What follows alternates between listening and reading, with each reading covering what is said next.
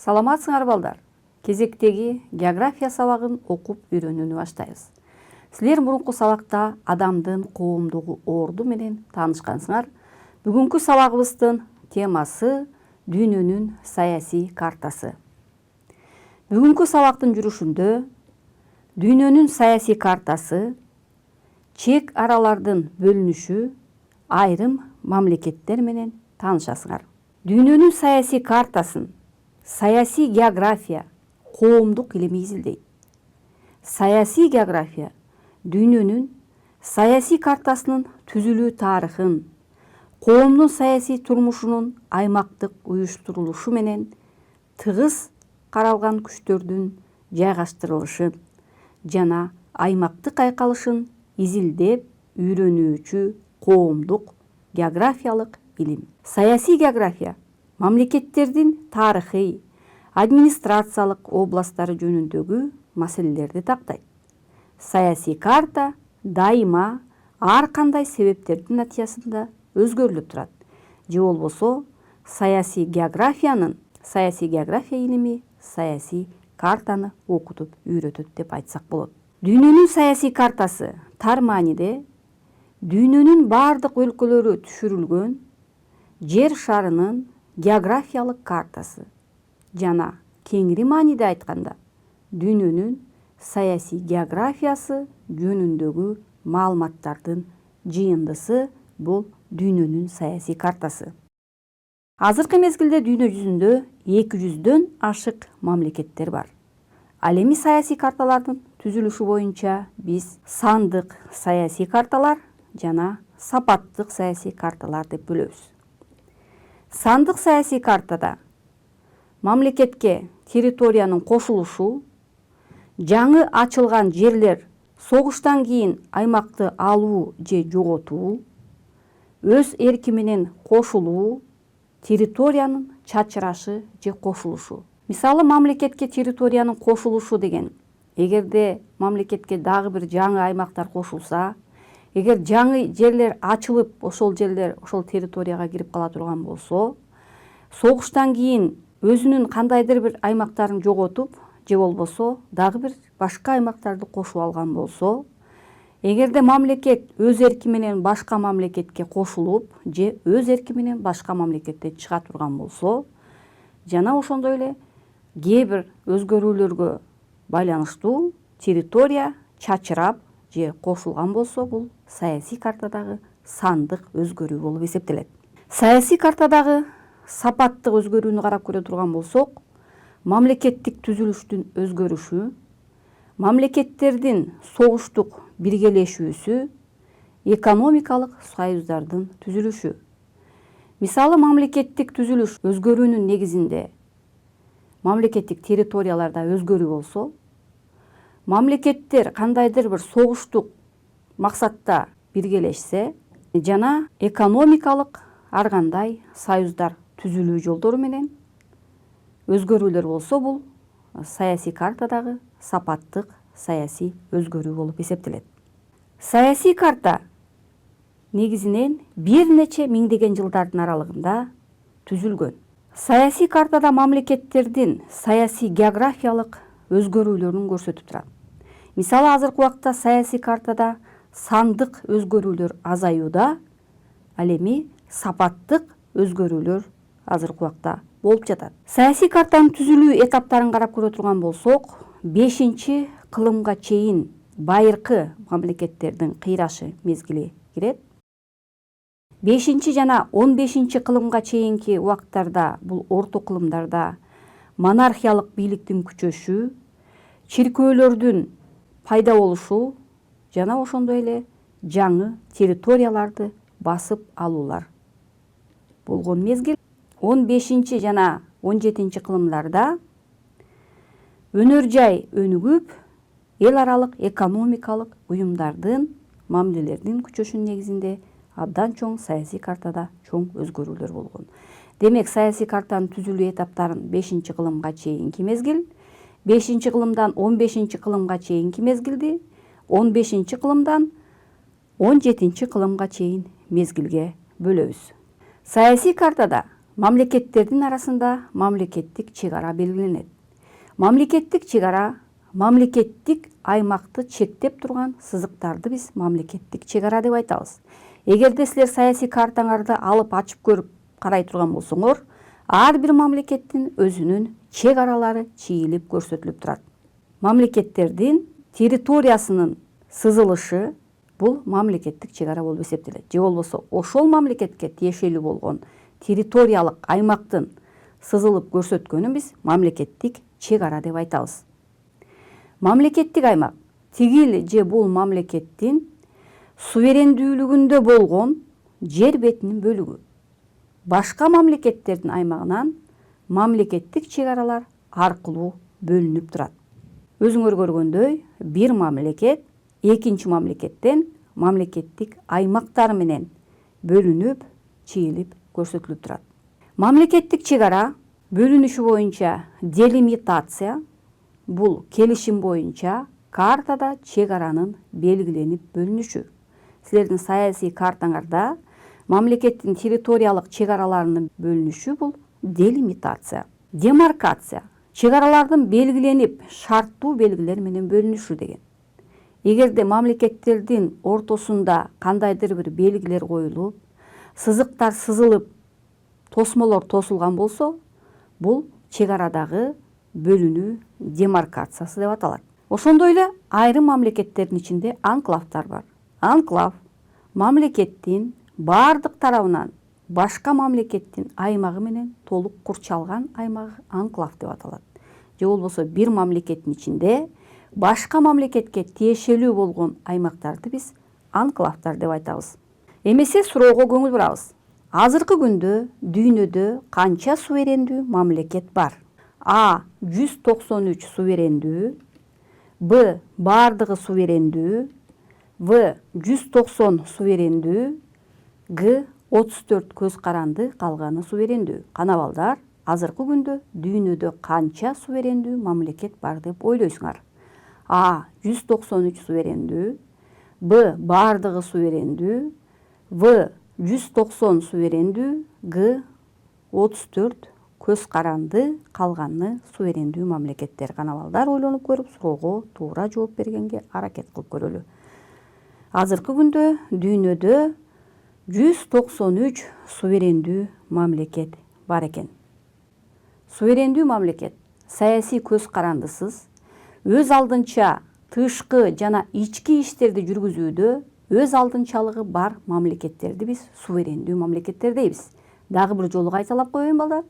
Суверендүү мамлекет саясий көз карандысыз, өз алдынча ички жана тышкы иштерди жүргүзүүдө өз алдынчалыгы бар мамлекеттер бул суверендүү мамлекеттер болуп эсептелет. Мисалы, Кыргызстан суверендүү мамлекет. Демек, дүйнө жүзүндө 193дөн ашык суверендүү мамлекеттер бар экен.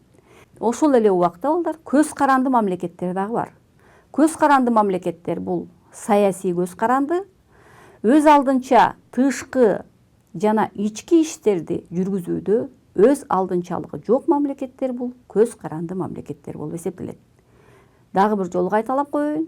Көз каранды мамлекет саясий көз каранды, өз алдынча тышкы жана ички иштерди жүргүзүүдө өз алдынчалыгы жок мамлекеттерди биз көз каранды мамлекеттер деп айтабыз. Буларга Гибралтар, бул Улуу Британияга караштуу, Реюн Францияга караштуу, Пуэрто-Рико Америка Кошмо Штатына караштуу мамлекеттер. Мына ошол дүйнө жүзүндөгү көз каранды мамлекет катары болгон Гибралтар менен таанышып алалы. Гибралтар. Гибралтар Пиреней жарым аралынын түштүгүндөгү аймак. Гибралтар кызыгында аскалуу жарларды жана Пиреней жарым аралынан аска менен туташтырган кумдуу мойнокту камтыйт. Территория Испанияда жайгашкандыгына карабастан, Улуу Британиянын ээлиги. Ал жер аскер деңиз жана аскер аба базасы. Испаниянын Линза шаарынан бейтарап зона аркылуу бөлүнөт. Аянты 6,5 километр квадрат. Халкы 30 000 адам. Көбүнчө аскер адамдары жашайт. Официалдуу тили англис тили.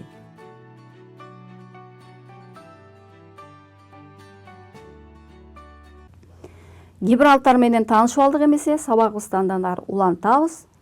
Дүйнө жүзүндөгү мамлекеттер саясий картаны түзөт.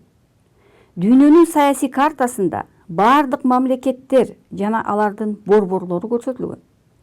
Саясий картадан мамлекеттердин чек араларын, борборлорун, ири шаарларын аныктай аласыңар.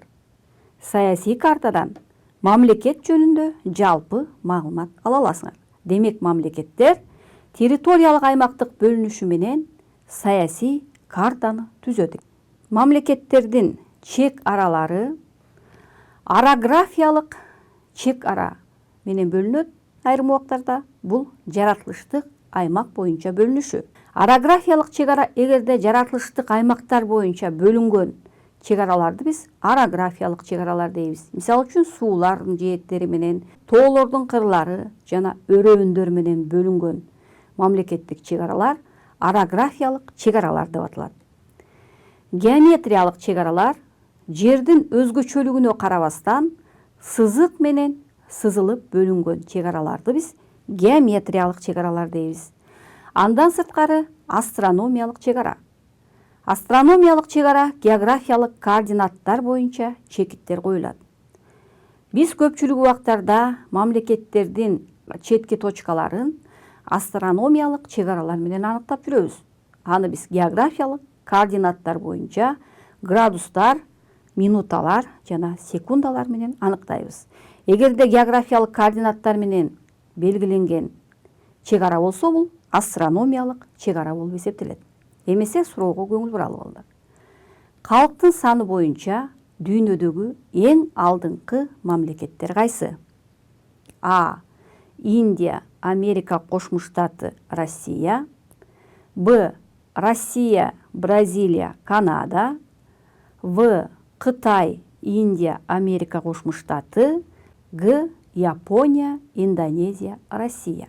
Кана балдар, калктын саны боюнча дүйнөдөгү эң алдыңкы мамлекеттер кайсы деп ойлойсуңар?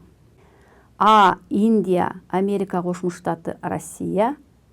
Б. Россия, Бразилия, Канада. В. Кытай, Индия, Америка Кошмо Штаты. Г. Япония, Индонезия, Россия. Кана балдар, калктын саны боюнча дүйнөдөгү эң алдыңкы мамлекеттер бул Кытай, Индия жана Америка Кошмо Штаты болуп эсептелет. Эмесе дүйнөдөгү калктын саны боюнча эң алдыңкы мамлекеттер менен таанышып көрөлү. Дүйнөдөгү калктын саны боюнча эң алдыңкы мамлекеттер: биринчи орунда Кытай, 1 миллиард 490 миллион адамы бар. Экинчи орунда Индия, 1 миллиард 330 миллион калкы бар. Үчүнчү орунда Америка Кошмо Штаты, 346 миллион калкы бар. Төртүнчү орунда Индонезия, 275 миллион калкы бар. Бешинчи орунда Пакистан, 265 миллион калкы бар. Алтынчы орунда Бразилия, 220 миллион калкы бар. Жетинчи орунда Нигерия, 215 миллион калкы бар. Сегизинчи орунда Бангладеш, 180 миллион калкы бар. Тогузунчу орунда Россия, 130 миллион калкы бар. Онунчу орунда Мексика, 130 миллион калкы бар мамлекеттер. Мына бул мамлекеттер дүйнө жүзү боюнча калкынын саны боюнча эң алдыңкы мамлекеттер болуп эсептелет. Азыркы убактарда дүйнө жүзүндөгү мамлекеттерди балдар экономикалык жашоо турмушу боюнча дагы аныктап келебиз. Мына ошо боюнча дүйнөдөгү эң бактылуу мамлекеттер менен таанышып алалы. Дүйнөдөгү эң бактылуу мамлекеттер. Бириккен Улуттар Уюму дүйнө мамлекеттерин өнүгүү деңгээли боюнча гана карабастан, ошол мамлекеттин калкынын жашоо турмуш деңгээли жана экологиялык абалы боюнча азыркы мезгилдеги туруктуу өнүгүү деңгээли жогору болгон эң бактылуу мамлекеттерди аныктаган. 5-чи орунда Канада мамлекети турат. Анткени Канаданын калкынын жашоо турмушу өтө жогору. Ар бир адамдын орточо айлык акысы салыктарды төлөгөндөн кийин $1000 жетет. Экологиялык абалы жана технологиялардын негизинде өнүгүүдө.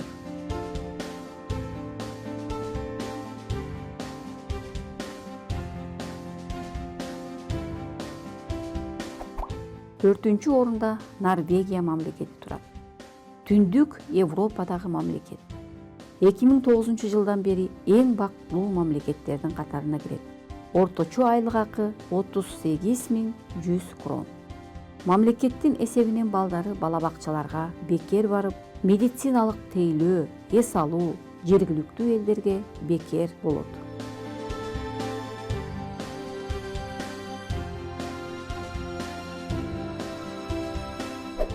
Үчүнчү орунда Дания.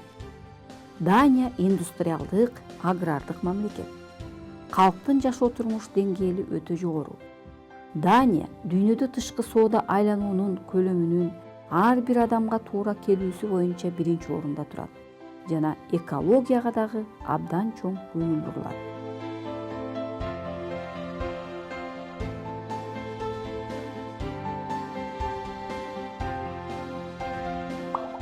Экинчи орунда Исландия. Исландия аралдык, муздуу, арктикалык мамлекет.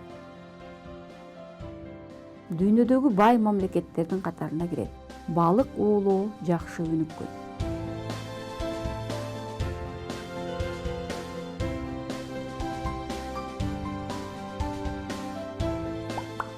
Биринчи орунда Швейцария мамлекети турат. Швейцария дүйнөдөгү бирден бир өнүккөн, эң бай мамлекет. Швейцария эң маанилүү дүйнөлүк финансы борбору. Дүйнөдө калктын жашоо турмуш деңгээли жана экологиясы боюнча биринчи орунда турат.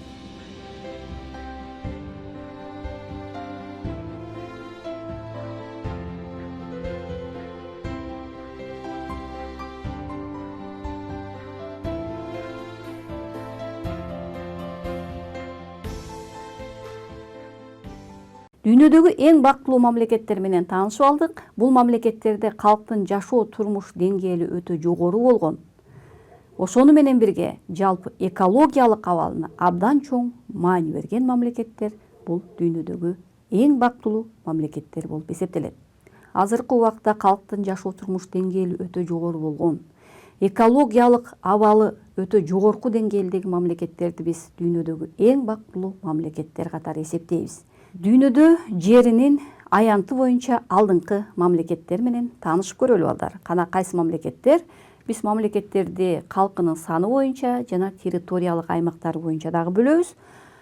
Алдыңкы мамлекеттер: биринчи орунда Россия 17.125.000 километр квадрат аянтты ээлеп, дүйнө жүзүндө аянты боюнча биринчи орунда турат.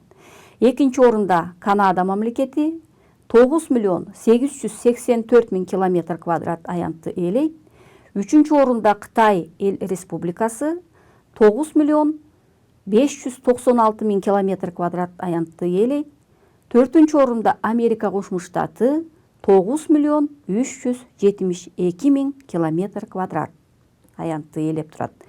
Бешинчи орунда Бразилия 8.547.000 километр квадрат аянтты ээлейт.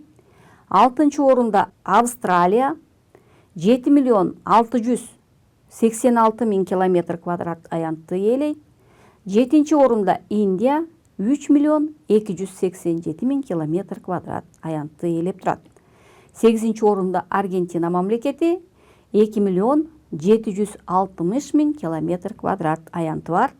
Тогузунчу орунда Казакстан 2.724.000 километр квадрат. Онунчу орунда Алжир 2.585.000 километр квадрат аянтты ээлеген. Демек, дүйнө жүзүндөгү мамлекеттерди биз балдар жалпы калкынын саны, экономикалык өнүгүү деңгээли, территорияны камтыш боюнча биз мамлекеттерди бөлөт экенбиз.